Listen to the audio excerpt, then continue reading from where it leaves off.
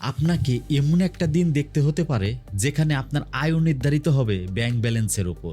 এটা শুনতে science fiction মনে হলেও পৃথিবীর বড় বড় ধনকুবেররা এই পথেই হাঁটছেন, যেখানে আয়ু বাড়ানো কোনো স্বপ্ন নয়, বরং কোটি কোটি ডলারের একটা বিশাল বিজনেস। জেফ বেজোস একাই $3 বিলিয়ন ঢেলেছেন অ্যালটোস ল্যাবসে।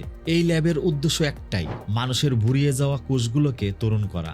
এর অর্থ আপনি বৃদ্ধ হয়ে গেলেন, আপনার কোষ ধীরে ধীরে নষ্ট হয়ে যাচ্ছে, এমন অবস্থা থেকে আপনার কোষগুলোকে আবার তরুণ করে তোলা। এবার জানবেন আরো ভয়াবহ একটা সত্য। ওপেনএআইয়ের স্যাম অল্টম্যান রেট্রোবায়োস সায়েন্সেস কোম্পানিতে $180 মিলিয়ন ইনভেস্ট করেছেন। কোম্পানির মূল লক্ষ্য মানুষের আয়ু অন্তত 10 বছর বাড়ানো। আর ব্রায়ান জনসন যা করছেন সেটা আপনাকে সত্যিই ভাবিয়ে তুলবে।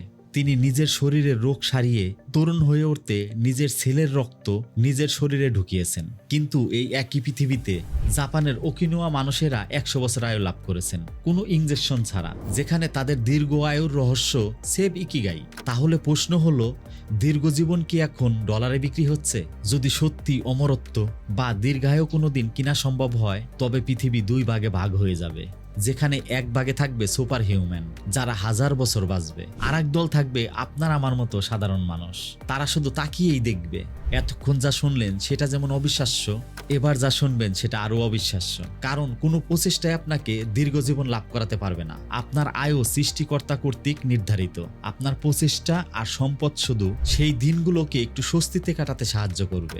বিজ্ঞান যদি বাস্তব হয় তাহলে এই সত্যটা চরম বাস্তব। ভালো থাকবেন।